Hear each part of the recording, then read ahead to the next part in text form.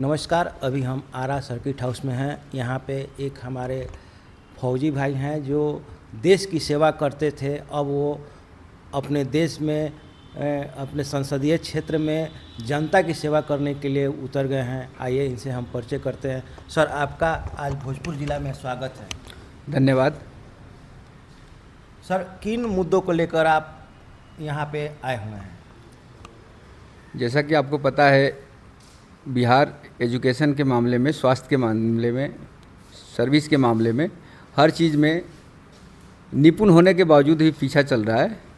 तो हम चाहते हैं कि इसको एक्सेलरेट किया जाए, इसको त्वरित किया जाए। और इसलिए जो भी हमने अभी तक अनुभव प्राप्त किया है, 37 वर्ष तक मैंने फ़ौज में अधिकारी के तौर पर सेवा दिया है, उसे जो भी हमने हासिल किया है, अब मैं चाहता हूं कि बचे हुए समय में वो यहाँ की जनता के जो है हालात है उसको सुधारने के लिए मैं डेडिकेट करूं। और इसी के संकल्प के साथ में मैं इस समय अपने विधानसभा क्षेत्र में घूम रहा हूं। सर, अभी किन मुद्दों को लेकर आप क्षेत्र में जाइएगा? इस समय जो मेन मुद्दा है हमारे यहाँ विधानसभा में, वो तो शिक्षा का है। एक भी हमारे पूरे विधानसभा में एक भी कॉलेज नहीं है जहाँ की अच्छी पढ़ाई होती हो। कोई मेडिकल की फैसिलिटी भी ठीक ठाक नहीं है।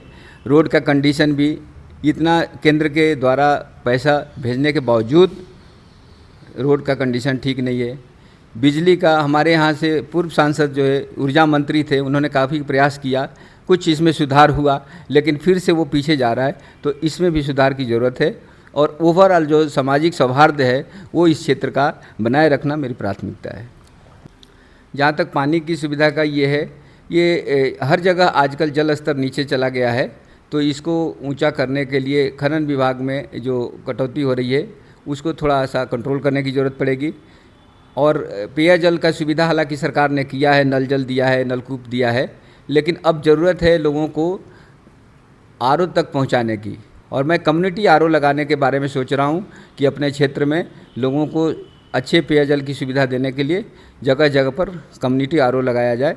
सरकार जो है जातिगत जनगणना करने जा रही है। तेजस्वी प्रसाद यादव कह रहे हैं कि ये हमारे मांगों को केंद्र सरकार ने मान लिया। क्या इस पे कहना चाहिएगा?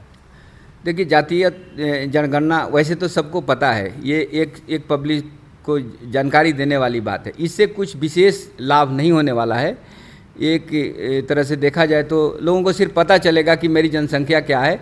तो ये जैसा कि राजनीति में प्रेशर ग्रुप काम करता है, पब्लिक ओपिनियन जो काम करता है, एडमिनिस्ट्रेशन को बाध्य करता है, तो इस तरह की बातें होगी कि जब जनसंख्या ज़्यादा जिसको पता होगा तो जिन मुद्दों को लाएगा तो सरकार में भी जो हो वो उन पर ध्यान देंगे, क्योंकि इतनी बड़ी जनसंख्या के लोग जब उनसे मांग करेंगे तो उस पर दिया जाएगा। तो ये बेसिकली एक पॉलिटिकल, ये नहीं हम कह के इसको एक प्रेशर ग्रुप का ये कहेंगे कि एक प्रेशर ग्रुप तैयार हो रहा है राजनीतिक जनगणना जो जातीय आधार पर हो रहा है। इसे विशेष लाभ नहीं होना। विशेष लाभ तब होगा जब हमारे क्षेत्र में अच्छे शिक्षा की सुविधा होगी, स्वास्थ्य की सुविधा होगी, अच्छा सामाजिक सौहार्द बनेगा, बाहर से जो इंडस्ट्री वाले हैं उनको इन्वेस्टमेंट के लिए यहाँ पर समझा बुझा कर लाया जाएगा। तो इन सब चीज़ों से हमारा ओवरऑल विकास होगा। संदेश विधानसभा में बहुत सारे ऐसे नेता हैं जो बहुत दिनों से प्रयासरत हैं संदेश विधानसभा से चुनाव लड़ने के लिए। उस जगह पे आप अपने को कहाँ देख रहे हैं? देखिए, कुछ चीज़ों में समय किसी को ज़्यादा लगता है, कोई कम समय में भी आगे निकल आता है। वो क्षेत्र की जनता तय करती है। इसमें मेरा कुछ नहीं है, ना पार्टी का ये है। पार्टी सब कुछ देखती है। अगर पार्टी को लगेगा कि इनके थ्रू क्षेत्र का विकास जल्दी हो पाएगा तो वो अवसर मुझे प्राप्त होगा, और मुझे प्राप्त होगा तो मैं अपने जो अनुभव हासिल किया हूँ उसका इस्तेमाल करूँगा। बाकी सबका प्रयास सराहनीय है, जो भी आज प्रयत्नरत है इस क्षेत्र के विकास में, चाहे जिस कैपेसिटी में है, जिस क्षमता के लोग हों, मैं सबका आदर करता हूँ।